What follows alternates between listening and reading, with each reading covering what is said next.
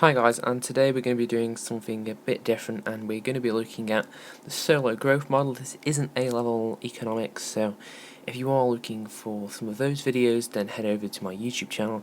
This is usually taught at degree level, so we're just going to delve slightly into this model. Before we actually start looking into the Solow growth model, it's important to know the three different names of the Solow growth model because it is referred to different things in different textbooks. So the first way of calling it is the Neoclassical growth model. The second method of calling it, or way of calling it, is the Solow Swan growth model, and the third way of calling it is the exogenous growth model, but I'm just going to call it the Solow growth model in this video.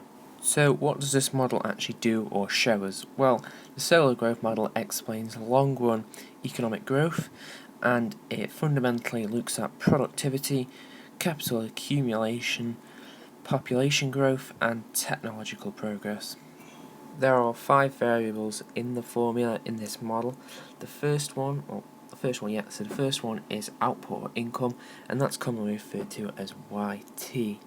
Second one, capital, KT. Third one, labour population or workers, LT. Fourth one, investment savings, IT. And the fifth one, CT, consumption. So when you're looking at formulae for the Solow growth model, these are the variables that you'll substitute in. Not only this, there are also 2 main parameters, and these are things that are exogenous, so they aren't affected in any way, and they're usually constant and given to you in the question or whatever you're looking at. So the first one is savings rate, and the second one is depreciation rate. The savings rate is usually a lowercase s. Before we go into the basic formulae of this model, it's important to know that it's in a closed economy. What that means is there's no trade, so it doesn't bring trade into this model at all. So if there's anything like exports, imports, that's not included at all. The first really important notation or formula that you need to know is on the goods market, and the formula that you need to learn or look at or look into is YT equals CT plus IT.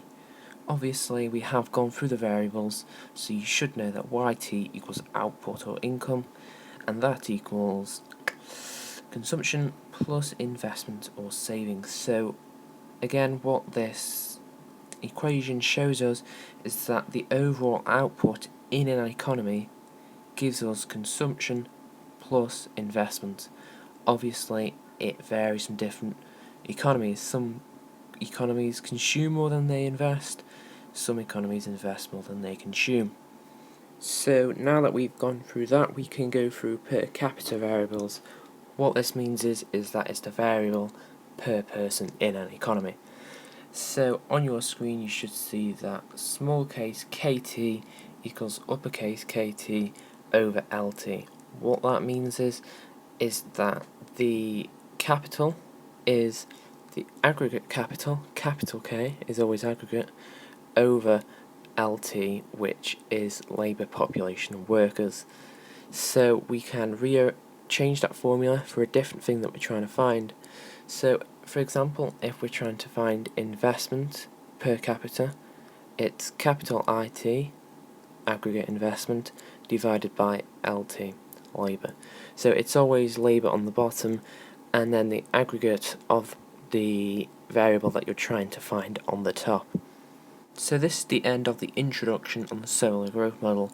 I've by no means covered it fully, there is a lot more to go, and hopefully I will be doing more videos and tutorials on this model so you can get an understanding, because we've got to go through the graph, more formula, etc.